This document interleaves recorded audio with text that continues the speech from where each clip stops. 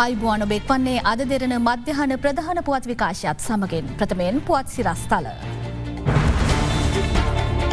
15 හැවිරිදි දරුවෙකුත් කොවිඩ් පිළිගනී. ඊයේ වැඩිම දෛනික සාධිතයන් කළුතරින්. කොවිඩ් එන්නත ශ්‍රී ලංකාවටත් එක්සත් ජාතීන්ගේ සංවිධානයෙන් සහතිකයක්. 2019 විශ්වවිද්‍යාල සෙත් ස්කෝලකුණු අත්හිටුවන්නයි ඉල්ලා ගොනු කළ පෙත්සම් ශ්‍රේෂ්ඨාධිකරණය නිෂ්ප්‍රභ කරයි. ලන්ඩන් කොවිඩ් ආසාදිතයන්ගෙන් 60%කට නව කොවිඩ් වෛරසය.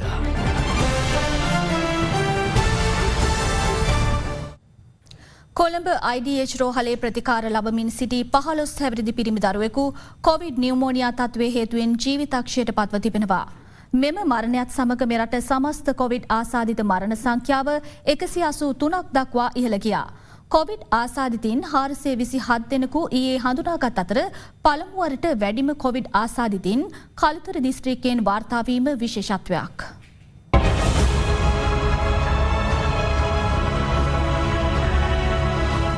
මාර්ගම අපේක්ෂා රෝහලේ ප්‍රතිකාර ලැබෙමින් සිටි දංකොටුව ප්‍රදේශයේ 15 හැවිරිදි පිරිමි දරුවෙකුට කොවිඩ් වෛරස් ආසාදනයේ වියතයි හඳුනා ගැනීමෙන් පසු කොළඹ IDH රෝහලට මාරු කරවා ඇති අතර එම දරුවා ඊයේ ජීවිතක්ෂයට පත් වුණා. කොවිඩ් නියුමෝනියා තත්ත්වය ලේ විෂවීම සහ උග්‍ර වූ ලියුකේමියාව එම දරුවාගේ මරණයට හේතුවයි. කුරුණුවත්ත ප්‍රදේශයේ පදිංචි 72 හැවිරිදි කාන්තාවක් ඉකුත් 20 වනදා නිවසේදී මිය ගොස් ඇත්තේ කොවිඩ් නියුමෝනියාව හේතුවෙන්. මෙම මරණ දෙකත් සමග මෙරට කොවිඩ් ආසාදිත සමස්ත මරණ සංඛ්‍යාව 183ක් දක්වා ඉහළ ගොස් තිබෙනවා. දිස්ත්‍රික්ක 18කින් කොවිඩ් ආසාදිතයන් 428 දෙනෙකු ඊයේ හඳුනා ගැනුණු අතර පළමු වරට වැඩිම ආසාදිතයන් වාර්තා වුණේ කළුතර දිස්ත්‍රික්කයෙන්. එම ගණන 193ක්. මෙම ආසාදිතයින් අතරින් 162 දෙනෙකුම බණ්ඩාරගම අටුලගම ප්‍රදේශයෙන් හඳුනාගෙන තිබෙනවා. කොළඹ දිස්ත්‍රික්කයෙන් ආසාදිතයන් 101 දෙනෙකු හඳුනාගෙන ඇති අතර වැලිකඩ බන්දනාගාර රඳුවන් 35 දෙනෙකුද ඒ අතරට අයත්. ත්‍රිකුණාමලය දිස්ත්‍රික්කයෙන් කොවිඩ් ආසාදිතයන් 42 දෙනෙකු ඊයේ වාර්තා වුණා. ඒ අතරින් 12 දෙනෙකු මුතුරු පොලිස් ස්ථානයේ නිලධාරීන්. තවත් දිස්ත්‍රික්ක 15කින් කොවිඩ් ආසාදිතයින් 91 දෙනෙකු හඳුනාගත් අතර පළමු වරට ගම්පහ දිස්ත්‍රික්කයේ සමස්ත ආසාදිතයන් සංඛ්‍යාව 3ක් දක්වා අඩු වී තිබුණා. යනුව මේ දක්වා මෙරටින් වාර්තා වී ඇති සමස්ත කොවිඩ් ආසාදිතයන් ගණන 38000 ඉක්මවා තිබෙනවා. 8576 දෙනෙකු තවදුරටත් ප්‍රතිකාර ලබන අතර සුවය ලැබූ සංඛ්‍යාව 29300ක්. බස්නාහිර පළාතේ සිට අධිවේගී මාර්ග ඔස්සේ වෙනත් පළාත් වෙත ගමන් කරන පිරිස සඳහා අහඹු ශ්‍රනික ප්‍රතිදේහජනක පරීක්ෂණ අද පස්වරු සිට ආරම්භ කරන බව යුද හමුදාපති ලොජතන් ජෙනරාල් ශාවේන්ද්‍ර සිල්වා මහතා සඳහන් කළා. එමෙන්ම බස්නාහිර පළාත් සීමාවේ ස්ථාන 11කදී සිදු කරන ජංගම අහඹු පරීක්ෂණ හෙට සිට ආරම්භ කරන බවද යුද හමුදාපතිවරයා සඳහන් කළා. මුඛ ආවරණ නොපැළඳීම සහ සමාජ දුරස්ථ භාවය පවත්වා නොගැනීම සම්බන්ධයෙන් ගත වූ පැය 24 තුළ පුද්ගලයන් 30 දෙනෙකු අත්අඩංගුවට ගෙන තිබෙනවා. සමස්තයක් හැටියට ඔක්තෝබර් 30 සිට මේ දක්වා කාලය තුළ 1705 දෙනෙක් මෙම වැරදි සම්බන්ධයෙන් අත්අඩංගුවට ගෙන තිබෙනවා. ඒ වගේම ලංකාවේ විවිධ ප්‍රදේශවල හුදෙකලා කරපු පොලිස් වසම්, ග්‍රාම සේවක වසම්, වීදි සහ මහල් නිවාස තිබෙනවා. ඒ හුදෙකලා කරපු ප්‍රදේශවල සිටින කිසිවෙකුට එම ප්‍රදේශවලින් පිටතට යාමට හැකියාවක් ලැබෙන්නේ නැහැ. ඒ වගේම එම ස්ථානවලට පිටස්තර පුද්ගලයින්ට පැමිණීමට හැකියාවක් ලැබෙන්නේ නැහැ. මේ අතර මෙරටට COVID-19 එනත සැපයීම සහ පරිපාලනයට සහාය ලබා දෙන බව එක්සත් ජාතීන්ගේ සංවිධානයේ නියෝජිතයන් පවසා තිබෙනවා. ඒ එක්සත් ජාතීන්ගේ සංවිධානයේ සහ ලෝක සෞඛ්‍ය සංවිධානයේ මෙරට නියෝජිතයන් අග්‍රාමාත්‍ය මහින්ද රාජපක්ෂ මහතා සමග අර්ධේගහ මන්දිරයේදී ඊයේ පැවති විශේෂ හමුවකදී රටවල් කිහිපයක් COVID-19 එනත ලබා දීම ආරම්භ කර ඇති අතර ශ්‍රී ලංකාවට මෙම එනත ලබා දීම සම්බන්ධයෙන් සහතික විය හැකි බවයි එක්සත් ජාතීන්ගේ නියෝජිතවරිය එහිදී පවසා ඇත්තේ. විශාල ප්‍රමාණයක් එන්නත් ලබා ගැනීමේදී ඒවා ලැබුණු වහාම එන්නත් කිරීම සහ අදාළ කටයුත්ත පරිපාලනය කිරීමට මෙරට ප්‍රවේශය සම්බන්ධයෙන් එක්සත් ජාතීන්ගේ නියෝජිතයන් සහ රාජ්‍ය නියෝජිතයන් මෙහිදී එකඟතාවයකට පැමිණි බවයි අග්‍රාමාත්‍ය මාධ්‍යකගේ නිවේදනය කළේ.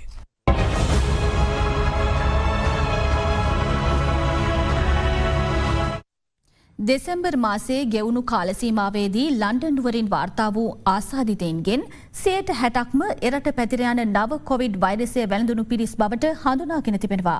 මේ අතර දකුණු අප්‍රිකාව තුළද මෙතෙක් හඳුනා නොගත් නව කොවිඩ් කාරක වෛරස ප්‍රභේදයක් පැතිර යන බව විදේශ මාධ්‍ය වාර්තා කළා.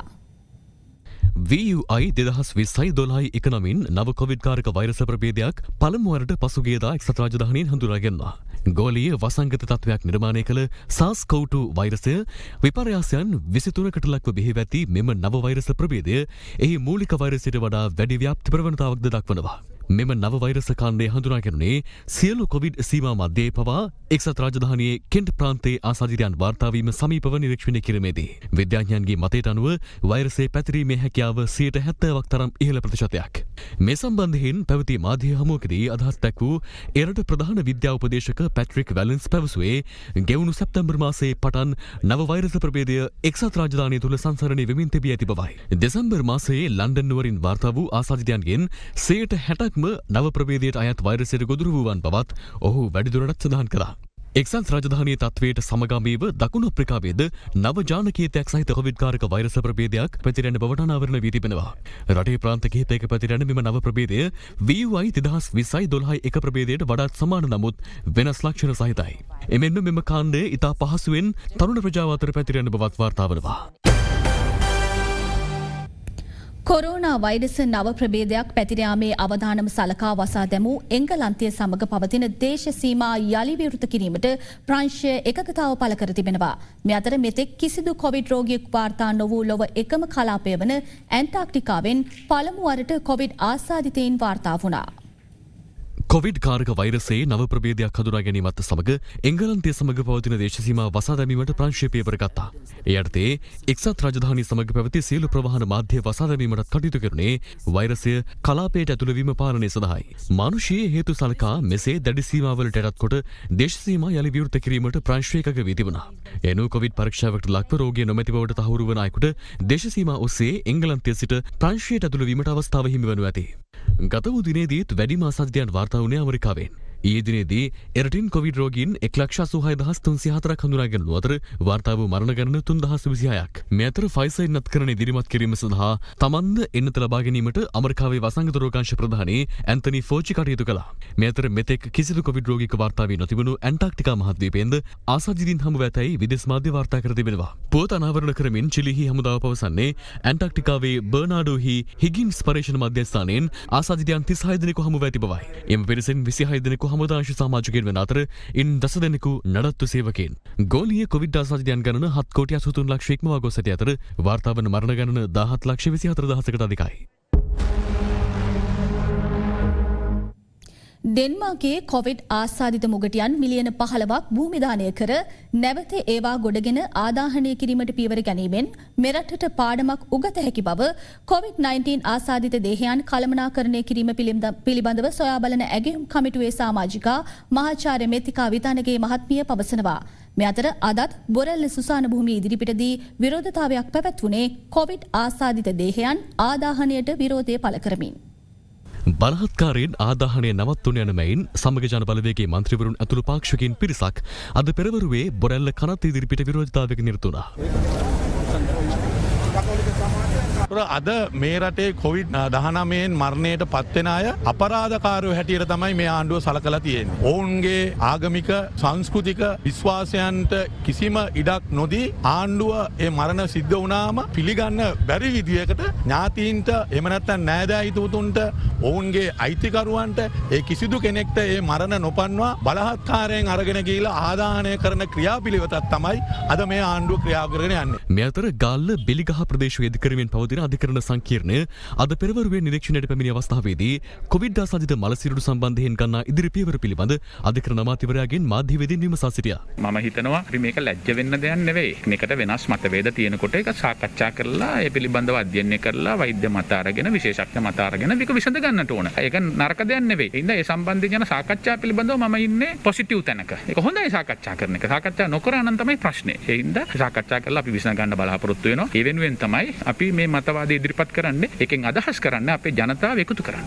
නැත්තම් තල්ලු කරලා වෙනස් කරලා හිදස වැඩි කරන්න නෙවෙයි. අපි බලාපොරොත්තු වෙන්නේ මේක එකතු කරගෙන මේක කරන්න පුළුවන්ද කියලා. මම ඉතා ගෞරවයෙන් ඉල්ලා සිටින්නේ මාධ්‍යෙන් මේක දිහා නිදහස් මනසකින් බලලා මේක විසඳ ගන්න අපිට උදව් කරන්න. කොවිඩ් මරණ රඳවා තීන්දුවක් නොගෙන රඳවා තබා ගැනීම නිසා රෝහල් මුතචරිතාගාරවල ඒ සඳහා පවතින ඉඩ පහසුකම් පිළිබඳ ගැටලුවක් තියෙනවා. විශේෂයෙන් කරාපිටියෙන් දැන් පසුගිය දවස්වල එවැනි කතාබහක් නිර්මාණය වුණා. දැන් මේකට විසඳුම මිහිදන් කරනවාද ඒ නවන්නේද යන්න ඒක මම හිතන්නේ සෞඛ්‍ය අමාත්‍යාංශය පිළිබඳව පිළිබඳව කටයුතු කරමින් ඉන්නවා. මම හිතන ආකාරයට එහෙම ප්‍රශ්න ගැටලුවක් වෙන අවස්ථාවේදී ඒගොල්ලෝ ආදාහනය කරයි. ඒ පිළිබඳව ගැටලුවක් නැහැ. අපි බලන්නේ පූර්ණ කාලීන විසඳුමක් දෙන්න. රටේ සෞඛ්‍ය ඉතාමත්ම වැදගත්. ඒ සෞඛ්‍ය කියලා කියන්නේ මිනිසුන්ගේ මානසික සෞඛ්‍යයත් එක්ක. ඉතින් සියලු දෙනා මේකට එකතු කරගන්න ඕනේ. නැතුව මේ සෞඛ්‍ය කියන්නේ එක පැත්තක් විතර නෙවෙයි.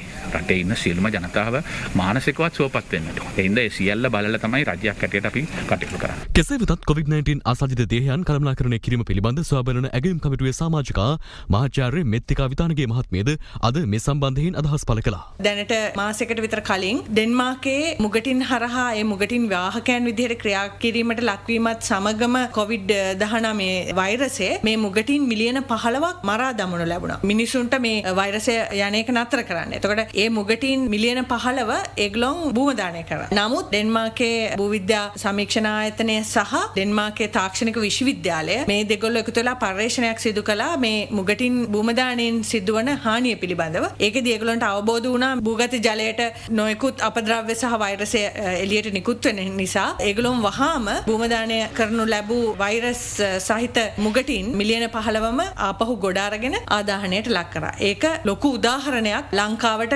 අපි මේ විකාර රූපී ස්වරූපයකින් දඟලනවනේ දැන් දේහ ආදාහනයද භූමදානයද කියලා. මේ අවස්ථාව ඒකට හොඳ උදාහරණයක් තමයි ඩෙන්මාර්කෙන් සපයන්නේ. මෙම වෛරසය සමග අපිට සෙල්ලම් කරන්න අමාරුයි. එංගලන්ත සිද්ධිය සමග සලකා බලද්දී අධික ප්‍රවණතාවයකින් මේ වෛරසය ව්‍යාප්ත වෙලා යන අවස්ථාවක අපි මේ කතා කරන්නේ. මේ වෙලාවේ අපි හැම වෙලාවෙම අවස්ථාව ලබා ගන්න ඕනේ ජීවත්ව සිටින පුද්ගලයන්ගේ සෞඛ්‍ය ආරක්ෂිත බව තහවුරු කිරීම සඳහා.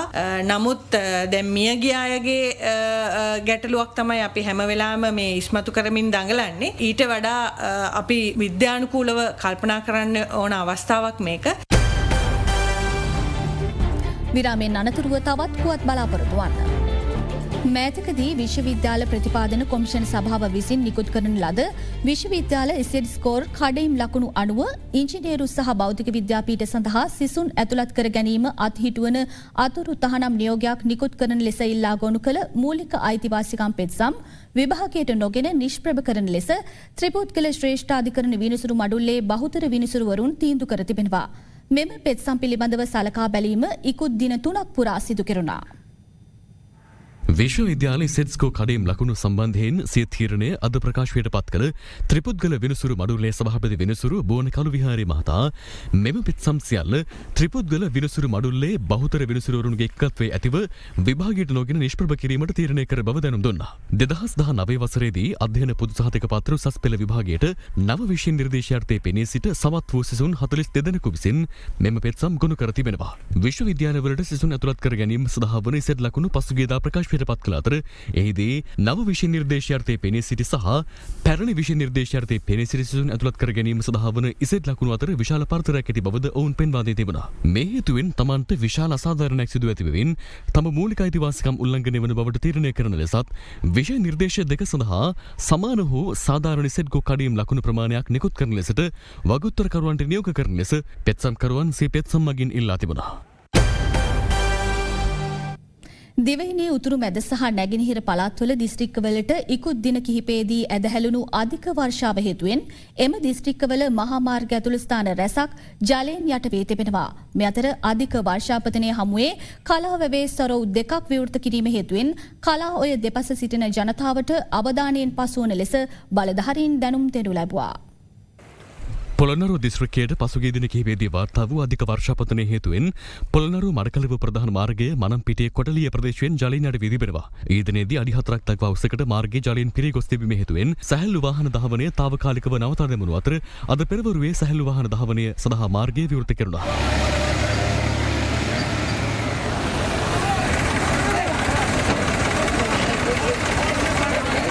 එමෙන්ම පවතින අධික වර්ෂාපතනය හේතුවෙන් පරාක්‍රම සමුද්‍රයේ වාන් මට්ටමට පැමිණ ඇති අයුරුයි මේ. මෙතර පසුගිය දින කිහිපේ පුරා අනුරාධපුර දිස්ත්‍රික්කයට දැහැරුණු අධික වර්ෂාව හේතුවෙන් රාජාංගනේ ජලාශයේ වාන් දොරටු 31කින් 6ක් අඩි 2 බැගින් විවෘත කර තිබෙනවා. මේ හේතුවෙන් තප්පරයට ගණන් අඩි 3690ක වේගයෙන් කලාවිර ජලය මුදහැරමින් පවතින බවයි අප වාර්තාකරු පැවසුවේ. අනුරාධපුර දිස්ත්‍රික්කයට බලපෑ අධික වර්ෂාව හේතුවෙන් කලාවැවේ ස්වරූප දෙකක් ඊයේ රාත්‍රියේ විවෘත කරනු අතර තත්පරයට ගණන් අඩි 3800ක වේගයකින් කලාවැවට ජලය මුදහැරමින් පවතිනවා. මේ හේතුවෙන් කලාවැවේ දෙපස ජනතාවට අවදියෙන් පසුවන ලෙස මහවැලි සංවර්ධන අධිකාරිය දැනුම් දී තිබෙනවා. මෙතර මරකලපුව දිස්ත්‍රික්කයෙන්ද ඉකුත් දින කිහිපයේදී අධික වර්ෂාපතනයක් වාර්තා වූ අතර ඒ හේතුවෙන් දිස්ත්‍රික්කයේ ප්‍රාදේශීය ලේකම් කොට්ටාශ 14ම ජලයෙන් යට වී තිබෙනවා.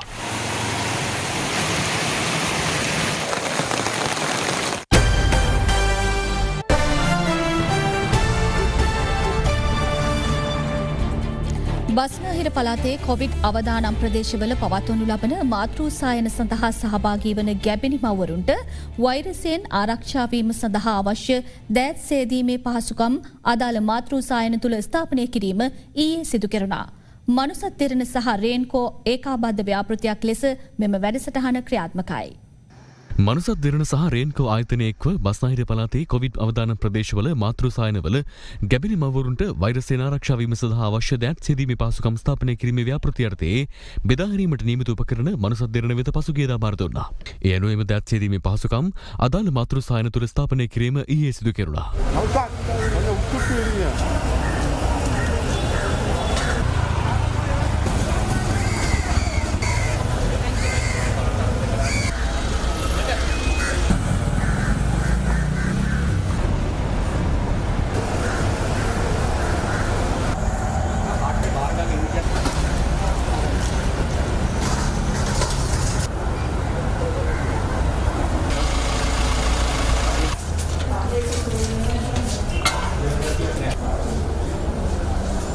මනුසත් දෙරණ ආයතනයට සහ රේන්කෝ ආයතනයට බෙහෙම ස්තුතිවන්ත වෙනවා. පවතින කොවිඩ් වසංගත තත්ත්වයේ පාලනය කිරීමට මහත් රුකුලක් මෙයින් ලැබෙනවා කියලා මම හිතනවා. ඒත් සමගින් පුවත් විකාශය නිමාවට පත්වනවා. සුබ දවසක්.